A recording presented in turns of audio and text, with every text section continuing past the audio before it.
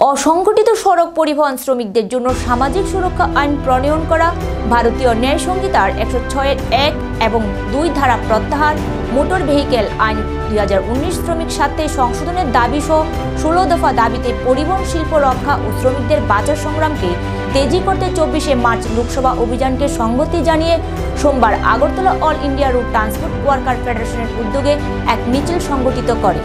মিছিলটি office lane থেকে বের হয়ে শহরের বিভিন্ন পথ পরিক্রমা করে উপস্থিত পরিবহন শ্রমিকদের সাথে দাবিগুলি নিয়ে শ্রমিকদের সম্মুখে আলোচনা করেন সিআইটিইউ রাজ্য সভাপতি মানিক দে।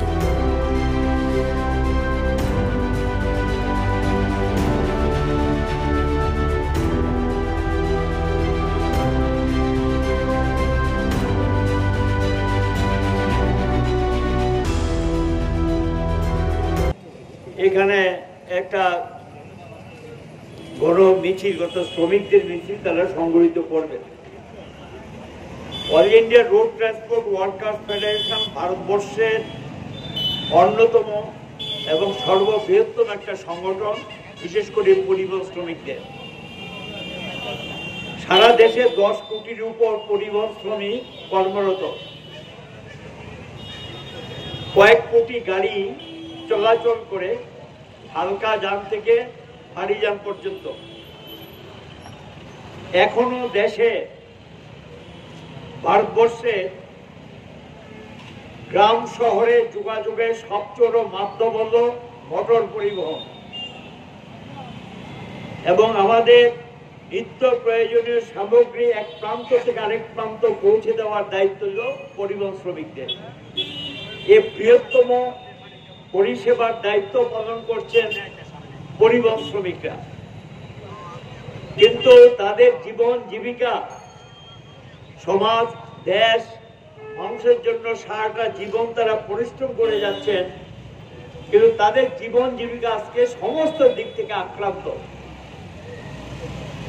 তাদের বেতন ঠিকমতো মিলছে না, কোনো ভাতা মিলছে না, এবং তাদের চিকিৎসার জন্য কোনো ব্যবস্থাপনা নেই। এবং যারা বাড়ির সঙ্গে বাড়ি থেকে বেরিয়ে গেলে 15 দিন 20 দিন পর্যন্ত বাড়িতে ফিরতে পারেন না, বিশেষ করে যারা ট্রাক চালান। এই যে শ্রমিকদের দুর্বিষহ জীবন যাপন, রাষ্ট্র এবং সরকারের কোনো দায়িত্ব নেই। সরকার এবং রাষ্ট্র এটা নিয়ে ভাববে না।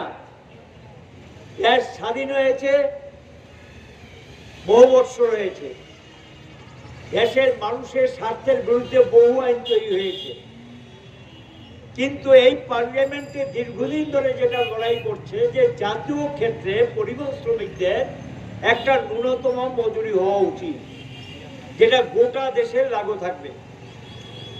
আজও ভারত সরকার মানে সেন্ট্রাল গভর্নমেন্ট এই দাবি তারা মেনে নেননি, এটাকে কার্যকরী করেননি। রাজ্যগুলোর ক্ষেত্রে যে মজুরি নির্ধারণ করা আছে এটা বাস্তবের সঙ্গে সংগতিহীন, এতে সংসার চলে না, ছেলে মেয়েদের পড়াশোনা করাতে পারেন না। কাজে আমরা চাই মজুরি যা এখন পাচ্ছেন এটা কয়েক গুণ বাড়াতে হবে, নতুবা তারা জীবন জীবিকা বাঁচবে না।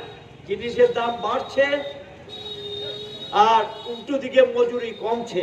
বিজেপি সরকার কেন্দ্রে ক্ষমতা আসার পর, এই রাজ্য বিজেপি সরকার ক্ষমতা আসার পর মজুরি কমছে।